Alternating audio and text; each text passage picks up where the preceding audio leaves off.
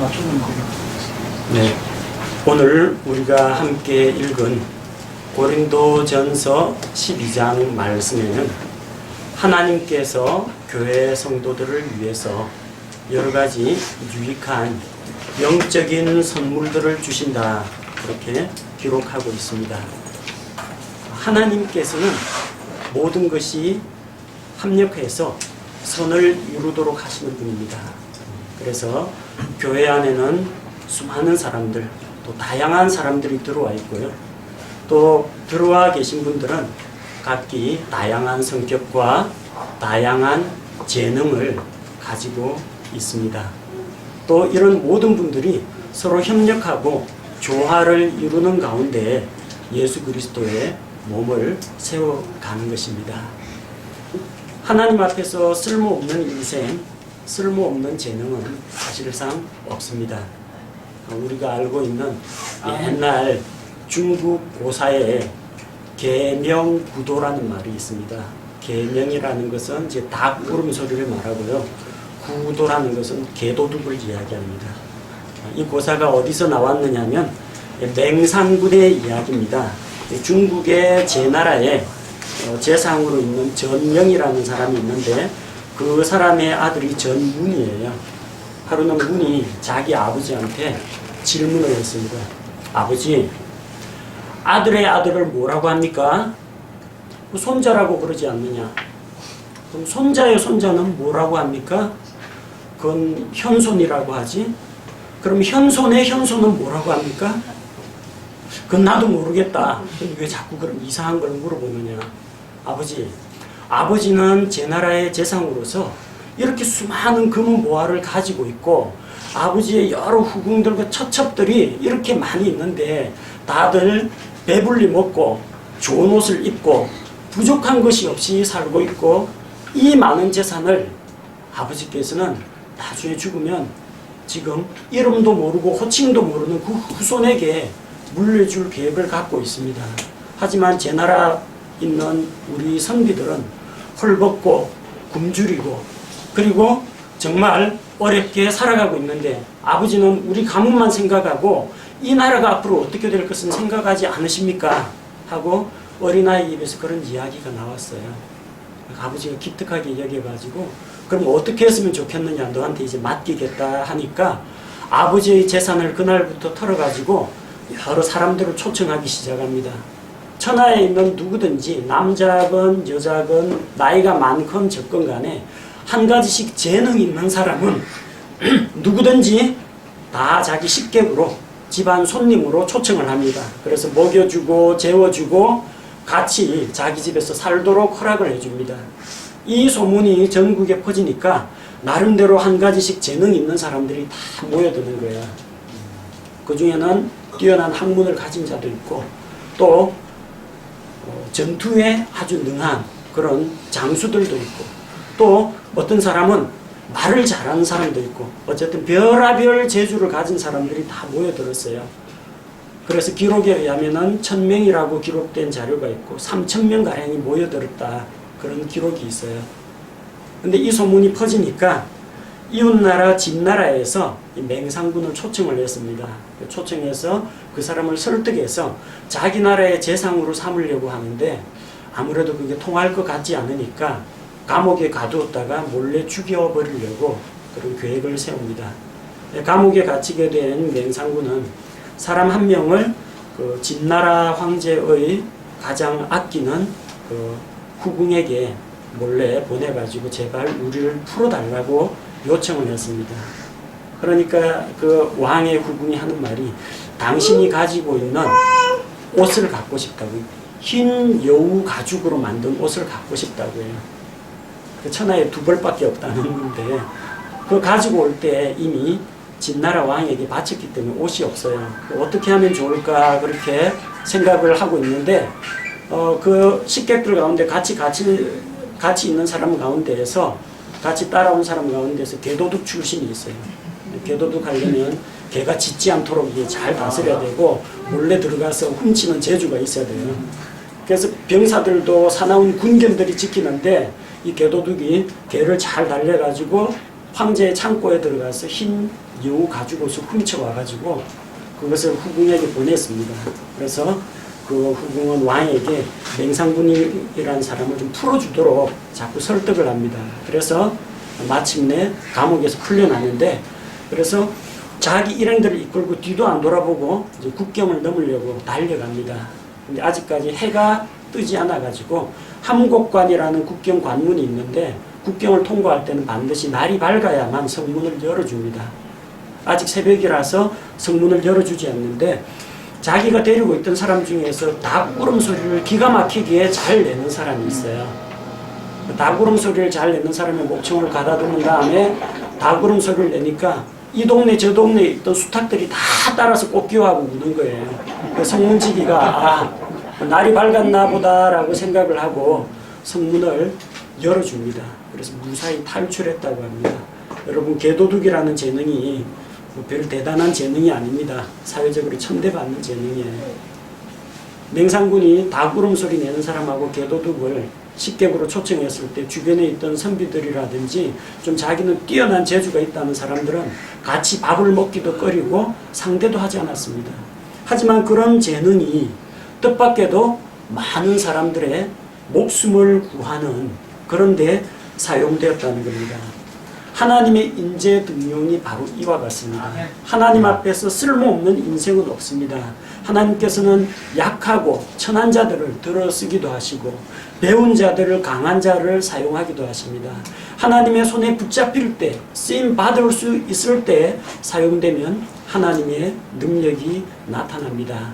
오늘 우리가 읽은 본문 말씀에는 하나님께서 그분의 필요에 따라서 사람들에게 영적인 선물들을 나누어 주신다고 기록하고 있습니다.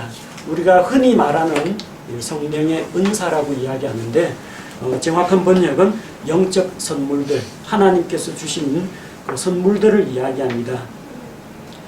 이 영적 선물들, 은사에 대해서는 오늘날 대부분의 사람이 서로 상반된 입장을 가지고 있어요. 한쪽에서는 은사에 대해서 이야기하면 그런 거에 대해서 별 관심을 두면 안 된다 해서 너무 엄격하게 통제하는 입장이 있고요. 한쪽에서는 은사라고 하면 무슨 은사든지 다 은사를 받기를 사모해야 된다, 어떤 은사가 더 중요하다 그러면서 은사 집회 여는 그런 쪽이 있어요. 우리가 가져야 될 입장은 두 가지 다 아니고 성경적인 입장을 가져야 합니다. 우선 1절 말씀을 보면 나는 영적 선물들에 관하여 너희가 모르기를 원치 아니하노라. 모르기를 원치 않는다고 했어요. 바꾸어 말하면 반드시 영적 선물들에 대해서 성경이 말하는 바에 따라서 바르게 이해하고 있어야 한다는 겁니다. 우리는 이 영적 선물이 무엇이며 왜 주어졌으며 누구에게 주어진 것이며 어떻게 사용되어야 하는가, 거기에 대해서 성경적으로 바르게 이해를 하고 있어야 합니다. 자, 이 영적 선물들은 누구에게 나타나느냐? 2절과 3절에 보면은 과거에 너희는 이방인들이었고 말 못하는 우상들에게로 이끌려갔다고 이야기하고 있고, 그 다음에 이제 너희가 예수 그리스도를 믿고 거듭나서 성령님을 받았다라고 이야기합니다. 이 말은 무슨 말이냐면, 이런 초자연적인 일이라든지 신비한 능력을 행하는 것은 이방 종교에도 있다는 이야기입니다. 이방인들도 그런 기적을 일으킵니다. 그래서 못이 박혀 있는 침상에 누워가지고 뭐 한 달 동안 누워가지고 수행을 하는데도 상처를 입지 않는 사람도 있고요. 진짜 이 마귀의 영을 받은 그런 무당은 작두를 타더라도 발에서 전혀 피가 나지 않고 숯불 위를 걸어가더라도 발이 타지 않는다고 합니다. 이런 초자연적인 현상은 이방 종교에도 있습니다. 과거에 이 고린도 교회에 있던 성도들이 예수 그리스도를 믿기 전에는 이방 신전을 들락거렸습니다. 올림푸스의 12신도 섬기고요. 거기서 섬기는 이제 다이아나 여신 이런 것들도 숭배하고 아르테미스 여신도 숭배하고 그랬습니다. 하지만 이제 너희는 그런 쪽에 속한 사람이 아니다. 누구든지 예수 그리스도를 주라고 고백하는 자는 스스로의 고백이 아니라 그 속에 성령님께서 들어와 있기 때문에 가능하다. 너희는 이제 그런 이방 종교의 그런 현상으로서가 아니라 예수님을 주님으로 믿고 고백하는 자들에게 성령님께서 함께 하시면 성령님께서 영적인 선물들을 주신다. 그렇게 이야기하고 있습니다. 자, 그러면서 4절에서 6절 말씀을 보면은 같은 성령님에게서 다양한 은사가 나오는 것을 보여줍니다. 4절 말씀을 보니까 선물은 여러 가지나 같은 성령이시다. 동일한 성령님이신데 각 사람에게 나누어 주시는 영적인 선물들이 제각기 다르다는 겁니다. 또한 우리가 같은 주 예수 그리스도를 믿고 있지만 그 주님을 섬기기 위한 직무, 사역은 다양하다는 겁니다. 또 우리는 성부 하나님이 한 분 하나님이 계신 것을 알고 있는데 하지만 활동은 여러 가지라고 우리가 알고 있습니다. 자, 성부 하나님, 성자 주 예수 그리스도, 성령님은 동일한 하나님이십니다. 하지만 이 같은 하나님으로부터 다양한 활동과 다양한 직무가 있는 것처럼 하나님께서 주시는 선물들도 다양하게 있다는 겁니다. 자, 누가 이런 하나님께서 주시는, 성령님께서 주시는 선물을 받을 수 있느냐? 7절 말씀을 보면 각 사람에게 성령의 나타나심을 주신 것은 각 사람에게 주신다고 했어요. 각 사람이라는 것은 여기 있는 한 분 한 분 한 분 한 분을 다 이야기하는 겁니다. 그러니까 예수 그리스도를 믿는 자는 누구든지 한 가지 혹은 그 이상의 영적인 선물들을 가지고 있다. 그렇게 생각하시면 됩니다. 그럼 왜 우리에게 이 선물을 주시는가? 7절 말씀을 보면은 그것으로 말미암아 모두가 유익을 얻게 하려 함이라. 유익을 얻게 하기 위해서, 모두가 유익을 얻게 하려고. 지금 누구한테 하는 말씀입니까? 고린도 교회에 하시는 말씀이에요. 그러면 고린도 교회에 있는 모든 성도들에게 유익을 끼치기 위해서 이 영적인 선물을 주셨다는 겁니다. 에베소서 4장 12절 말씀을 보면은 이것은, 선물을 주신 것은 성도들을 완전하게 하고 섬기는 일을 하게 하며 그리스도의 몸을 세우게 하려 하심이라. 그래서 영적 선물, 이 은사를 주신 목적은 성도들을 세우고 무장시키고 예수 그리스도의 몸인 교회를 성장시키는 그런 목적으로 주셨다는 것입니다. 그래서 만약에 이것이 정말로 하나님께서 우리에게 주신 그 영적인 선물이라고 하면은 이 영적인 선물은 개인의 유익을 위한 것이 되어서는 안 됩니다. 또 그 선물을 사용하면서 개인의 능력과 이 성격이 나타나고 그 개인이 존중을 받아서는 안 됩니다. 그렇게 되는 것은 절대로 하나님께로부터 온 선물이 아니라는 겁니다. 성경에는 그런 사례가 기록이 되어 있습니다. 고린도전서 14장 2절 말씀을 보면 알지 못하는 언어로 말하는 자는 사람들에게 말하지 아니하고 하나님께 말하느니 아무도 그의 말을 이해하지 못하나 그가 영 안에서 신비들을 말하느니라. 이렇게 이야기하면서 4절에 보면 알지 못하는 언어로 말하는 자는 자기를 세우나 대언하는 자는 교회를 세우느니라. 자, 여기 보면 알지 못하는 언어라고 이야기했는데 우리가 흔히 말하는 방언입니다. 이 방언을 왜 주셨느냐면 고린도 교회는 항구 도시예요. 이방인들이 아주 빈번하게 왔다 갔다 합니다. 그래서 말을 알아듣지 못하는, 소통이 안 되는 외국인을 만났을 때 복음을 전할 수 있도록 언어 훈련을 받지 않은 사람일지라도 성령님께서 주시는 능력으로 다른 언어를 말할 수 있는 능력을 주셨어요. 누구에게요? 이방인들에게 하나님의 말씀이 담대히 선포되도록 하기 위해서 주셨던 은혜의 선물이라는 겁니다. 자, 그런데 그걸 교회 안에서 말하는 사람이 있다는 거예요. 교회 안은 다 자기 성도들이고 다 믿는 사람들인데 믿는 사람들 앞에서 방언으로 이야기해봤자 뭐합니까? 외국어로 막 열심히 이야기해봤자 아멘 할 사람 아무도 없어요. 알아듣지를 못하니까. 외국인들은 그거 알아듣는데 이 내국인들한테 외국어로 말하면 못 알아듣는다는 겁니다. 그래서 그렇게 말하는 자는 누구를 세워요? 나 몇 가지 언어 할 수 있어. 자기를 세운다는 겁니다. 교회는 아무런 도움이 안 돼요. 알아듣지를 못하니까. 나가서 이방인에게 전도하면 그때는 도움이 됩니다. 그때는 하나님의 은혜의 선물이라는 겁니다. 교회 안에서 그거 하지 말라는 이야기예요. 방언으로 기도한다는 사람이 있습니다. 그러나 성경에 방언 기도는 나오지 않습니다. 방언으로 말하는 것은 나오지만 방언으로 기도한다라는 이야기는 성경에 없는 이야기입니다. 만약에 방언으로 기도해가지고 막 몇 시간 동안 기도했는데 피곤하지도 않고 지치지도 않고 내가 뭔 말 했는지는 모르겠지만 어쨌든 기분이 평안하다.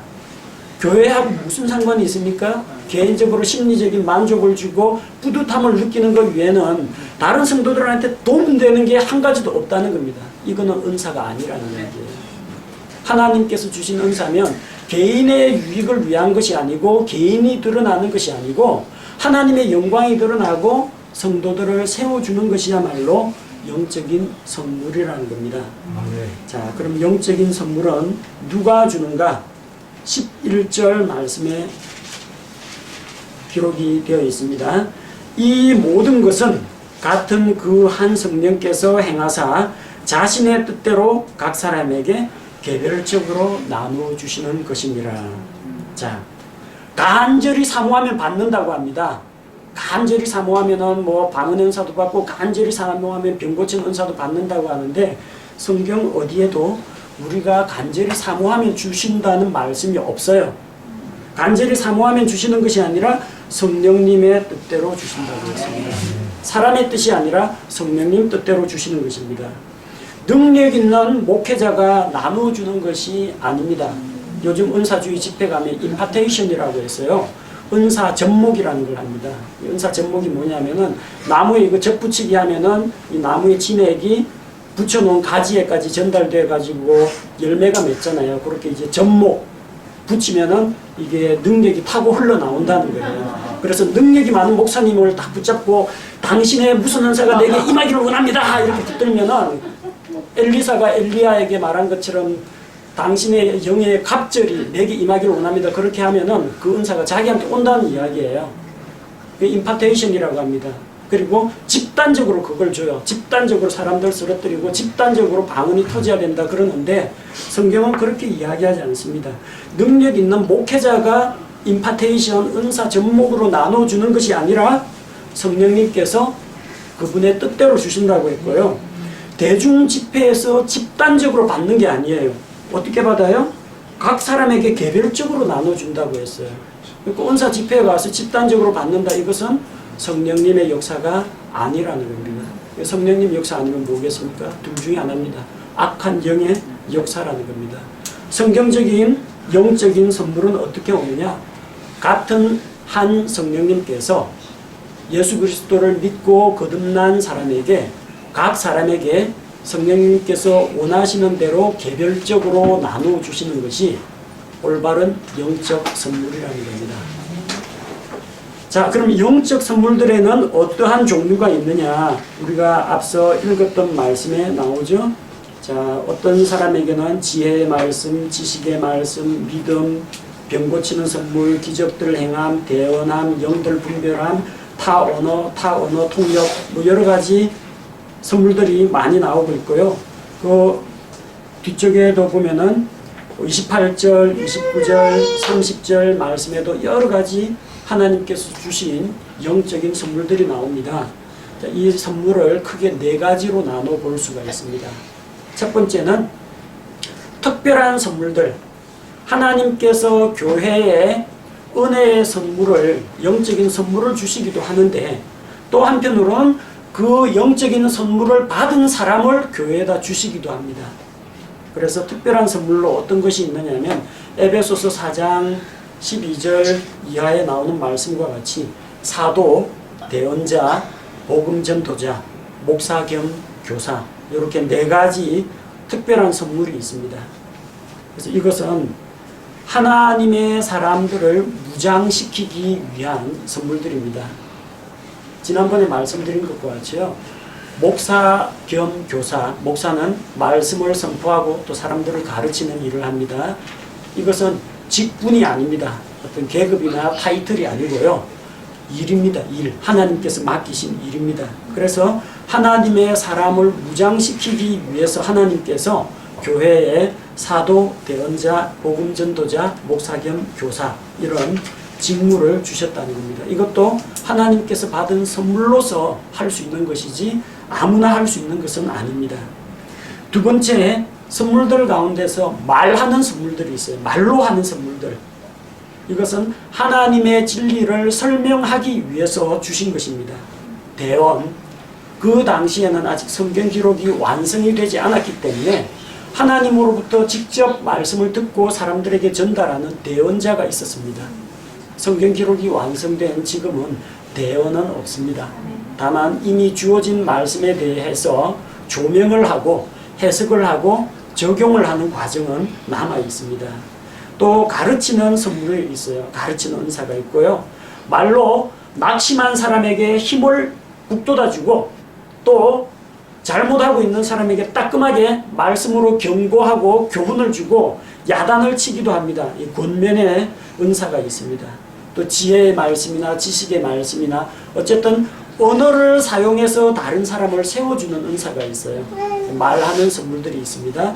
세 번째 어떤 선물이 있느냐면 섬기는 은사, 섬기는 선물들이 있습니다. 이것은 하나님의 일을 하기 위해서 우리에게 주신 것입니다. 그래서 이거는 로마서 12장에 보면 자세히 나옵니다. 섬기는 것, 남을 섬기고 봉사하는 일을 말합니다. 그 다음 주는 것, 다른 사람에게 베풀어주고 나눠주는 그런 걸 잘하는 분들이 있습니다. 그러려면 일단 잘 벌어야 돼요. 그리고 벌기만 해서는 안 되고 주고자 하는 마음도 같이 있어야 됩니다. 퍼주기 좋아하시는 분들 있죠. 손 큰 그런 분들 있죠. 자, 그게 원래 그 사람 기질이 그래서 그런 경우도 있는데 하나님께서 은혜의 선물로 그런 사람을 그런 성품을 주시기도 합니다. 그 다음에 다스리는 것을 잘하는 분이 있어요. 어떤 분은 성경 가르치라고 하면 잘 못하는데 조직 딱 짜가지고 뭐 수련회 계획을 잘 세우고 성도들 주소록 만들어가지고 신방을 어떻게 할 것인지 그 다음에 새로 오신 분들 관리를 어떻게 할 것인지 이런 거에 대해서 행정 조직 체계를 잘 관리하는 그런 분들이 있습니다. 또 교회에 그런 분들이 반드시 필요합니다. 긍휼을 베풀기 좋아하는 분이 있습니다. 그래서 이것도 아무나 되는 게 아니에요. 저는 슬픔 당한 가정에 찾아가려면은 눈물이 나와야 되는데 감수성이 말라서 그런지 눈물이 잘 안 나옵니다. 참 그래서 슬픈 일들 막 괴로웠던 일, 슬픈 일들 막 생각하고 그러는데 이게 아무나 하는 게 아니구나. 어떤 분은 다른 형제나 자매들 딱한 사정만 들으면 눈에서 눈물이 뚝뚝뚝 떨어지면서 뭐 같이 동정해주면서 위로해주면서 격려해주고 이런 걸 잘하는데 그런 분들이 또 있어요. 타고난 성품인 경우도 있지만 하나님께서 선물로 주시는 그런 긍휼을 베푸는 은사도 있다는 겁니다. 네 번째 은사는 표적 은사입니다. 표적 은사는 뭘 말하느냐면 유대인들 가운데 믿지 않는 유대인들이 있어요. 메시아가 왔다라고 했는데 그 메시아를 못 알아봅니다. 그래서 메시아 왕국의 표적을 하나님께서 보여주는 겁니다. 이 사람은 내가 메시아 왕국의 사자로서 너희들에게 보낸다 이런 표시로 표적을 주시는 경우가 있습니다. 그래서 초대교회 당시에는 그 당시에는 초창기 아직까지 이방인에게 복음이 전해지기 전에 예루살렘이나 사마리아 일대 다 이방인들은 없고 이 유대인들만 있으니까 성경에 기록된 구약에 약속한 메시아가 오셨고 이 사도들이 바로 메시아 왕국의 사자들이다 그런 표시로서 타 언어의 은사, 타 언어를 통역하는 은사, 기적, 병 고침, 죽은 자를 살리는 이런 은사를 주셨습니다. 이것은 하나님의 권위를 세우기 위한 것이었습니다. 자, 이렇게 영적 선물들에는 4가지 종류가 있다는 것을 기억하시고 우리는 이 영적 선물들에 대해서 바르게 이해를 할 필요가 있습니다. 오늘날에도 은사, 이 영적 선물들이 있느냐? 있느냐 없느냐 가지고 다투는 분들이 많아요. 어떤 분은 오늘날은 은사는 더 이상 없다. 은사 시대는 끝났다. 그런 분이 있고 지금도 은사는 계속된다. 이런 분들이 있거든요. 성경은 뭐라고 이야기합니까? 우리는 오늘날에는 성령의 은사가 중단되었다라는 은사 중단론을 믿지 않습니다. 그렇다고 해서 모든 은사가 지금까지 다 있다라는 사실도 믿지 않습니다. 오늘날 교회는 은사가 있습니다. 다만 유대인 사도들에게 그 당시에 표적으로 주신 표적 은사는 오늘날 존재하지 않는다고 믿습니다. 왜? 이미 신약 교회에 예수 그리스도의 몸인 교회가 세워졌기 때문에, 그리고 지금은 유대인들이 예수 그리스도와 그분의 왕국을 거부하고 이방인들에게 복음이 전해지는 그런 시대이기 때문에 그렇습니다. 그래서 우리는 은사 중단론을 이야기하는 것이 아닙니다. 그 비성경적입니다. 우리는 표적 은사 중단론을 믿고 있습니다. 처음에 집을 지을 때는 다양한 도구가 동원이 됩니다. 일단 이 포크레인 가지고 땅을 파야 됩니다. 불도저 가지고 밀어버려야 됩니다. 파워풀한 은사들이 막 있어야 돼요. 기초를 닦으려면.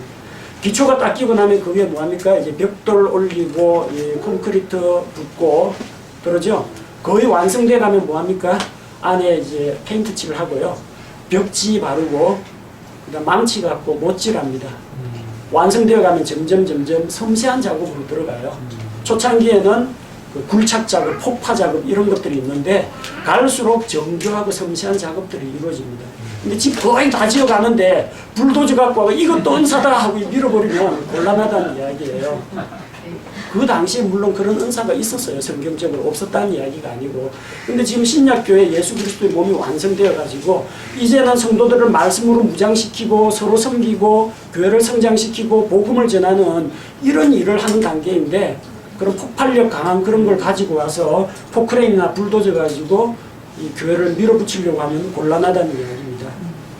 자, 이런 영적 선물들은 영원한 은사가 있고 한정적인 은사가 있습니다.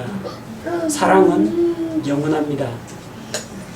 그리고 믿음도 영원합니다. 예수 그리스도에 대한 소망도 영원합니다. 섬기고 봉사하는 삶도 저 천국에 갈 때까지 영원합니다.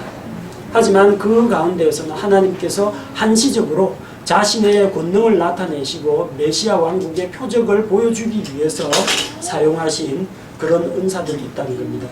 초창기 사도행전이나 고린도전서에 보면은 그런 표적 은사가 나옵니다. 그러나 교회가 어느 정도 형성된 이후인 로마서 12장에는 방언이니 뭐 죽은 사람 살리는 거니 병 고치는 은사가 소개가 되고 있지 않습니다. 에베소 4장에도 역시 여러 은사들이 있는데 그런 표적 은사는 나타나지 않습니다. 무엇을 말합니까? 그것도 분명히 은사였고 하나님께서 주신 것이 맞지만 교회가 형성되어 감에 따라서 하나님께서 더 이상 그런 은사를 우리에게 주지 않으신다는 것을 말합니다.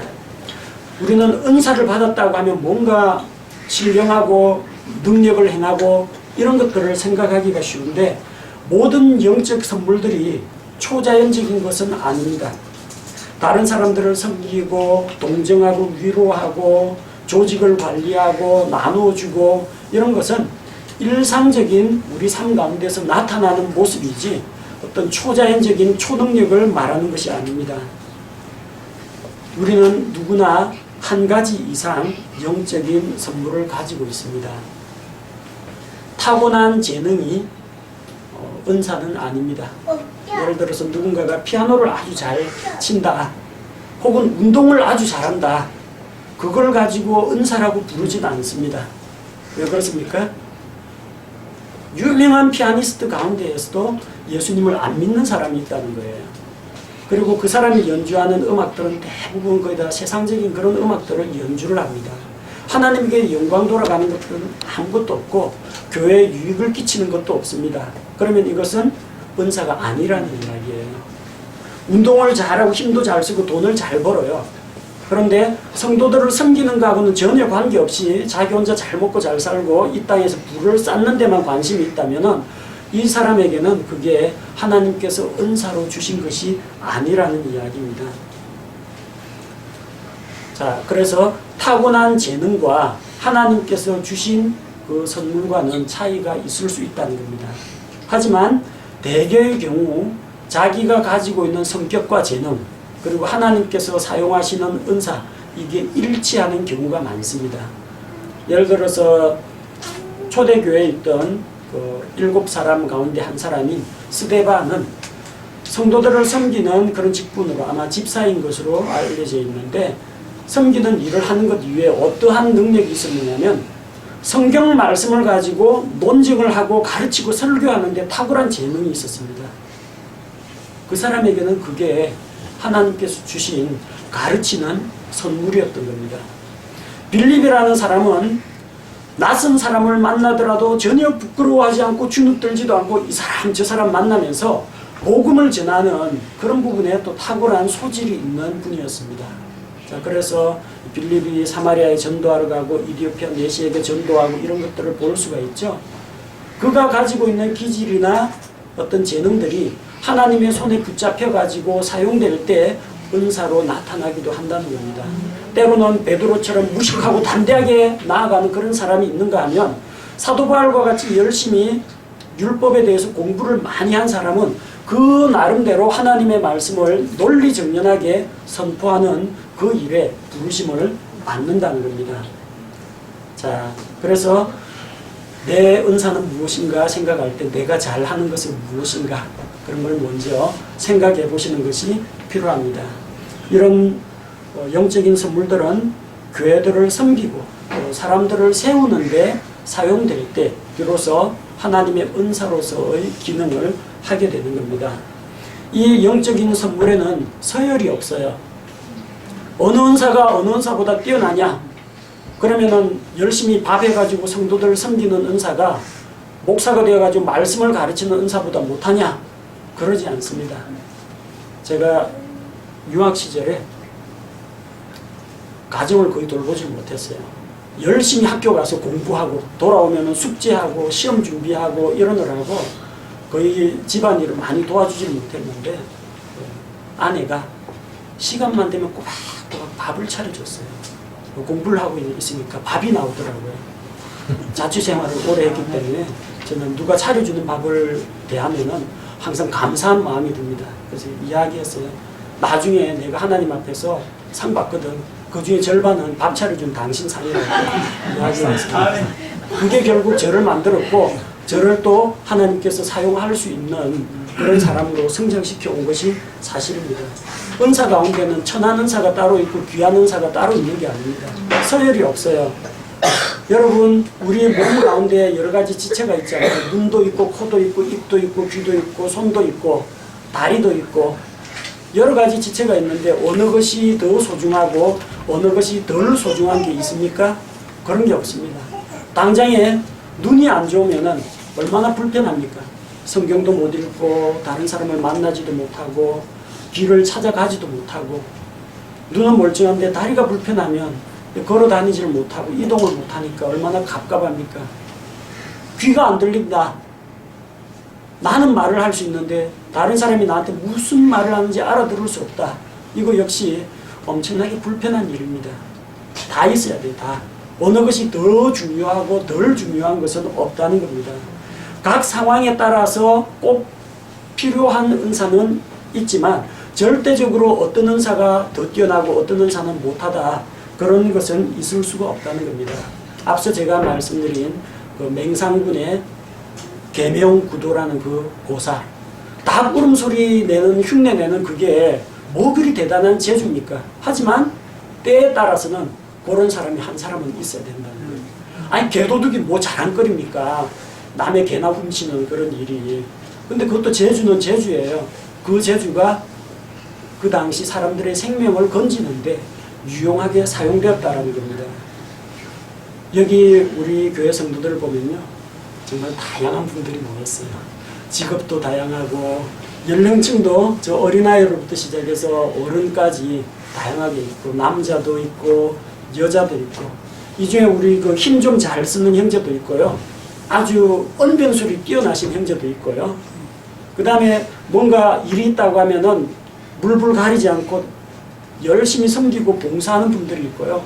찬찬히 있으면서 돌아가는 것들을 살펴보면서 가는 방향이 맞나 모니터링하고 비교하고 방안을 제시해주는 그런 분들도 있습니다. 여러 사람들이 다 모여가지고 결국 하나의 예수 그리스도의 몸인 교회를 이루어가고 있다는 겁니다. 이런 걸 생각할 때 우리는 하나님께서 우리 교회에 주신 그 영적 선물들이 얼마나 감사한지 모릅니다. 교회는 저처럼 성경 많이 알고 가르치기만 잘하는 사람이 있으면요 싸움 납니다. 당신이 옳다 내가 옳다 서로 이걸 갖고 따지면 싸움 나요. 가르치는 사람이 있으면 배우는 사람도 있고 섬기는 사람이 있고 또 섬길 수 있도록 물질을 공급하는 사람이 있고 발로 뛰어다니는 사람이 있고 여러 사람이 필요하다는 겁니다. 그래서 각자가 내가 받은 선물은 무엇인가, 하나님이 나한테 주신 선물은 무엇인가 확인하고 주님의 몸인 교회를 위해서 그 영적 선물들을 잘 사용하는 것이 필요합니다. 그래서 아마 이런 궁금증이 들 거예요. 내가 하나님으로부터 받은 선물은 무엇인가? 반드시 있습니다. 예수 그리스도를 믿는 사람은 반드시 한 가지 이상을 받았다고 성경이 이야기하고 있습니다. 무엇을 받았는지 대부분 여러분이 받은 하나님으로부터 받은 영적인 선물들은 여러분들이 제일 잘하는 거하고 연관성이 있습니다. 예를 들어서 말로 분위기를 잘 이끌어 나가고 사람들을 잘 끌어당기는 그런 분들이 있어요. 그런 분들은 가르치고 권면하는 은사하고 연관성이 많습니다. 그 다음에 이 감수성이 예민하고 잘 웃고 잘 울고 이러는 분들은요 긍휼을 베푸는 그런 은사하고 관련이 있습니다. 설마 완전히 목석같이 무뚝뚝한 사람한테 긍휼을 베푸는 은사를 주시지는 않을 겁니다. 그 다음에 이제 몸 좋고 열심히 잘 뛰어다니고 활동적인 이런 분들은 섬기는 것과 관련한 그런 은사가 있습니다. 반면에 차분히 앉아가지고 생각하고 성경 읽고 연구하는 분들은 아마 가르치는 은사 이런 거하고 관련이 되어 있습니다. 내가 제일 잘하는 것은 뭔가 그걸 생각하면은 여러분의 은사가 영적인 선물들이 발견될 겁니다. 그래 생각해 봤는데 나한테는 없는 것 같다. 그건 이유가 있습니다. 여기 우리 앉아있는 어린이들 있죠. 이 아이가 나중에 피아니스트가 될지 과학자가 될지 아니면 씨름 선수가 될지 지금은 몰라요. 왜? 지금은 한창 성장 과정이기 때문에 그 재능이라든지 성격적인 특성이 안 나타납니다. 지금은 그냥 열심히 밥 잘 먹고 잘 자고 건강하게 자라는 것이 능사입니다. 그리고 어느 정도 자라가지고 한 뭐 중고등학교 되면 어떤 분야에 재능이 있구나. 아 이런 특이한 성격적인 어떤 기질이 있구나. 이게 발견이 됩니다.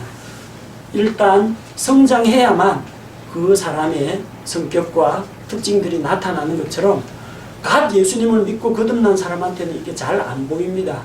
그래서 먼저 영적으로 성장하고 그리고 하나님을 더 깊이 알아가고 다른 성도들과 교제하다 보면 그 사람의 사람 됨됨이도 나타나고요.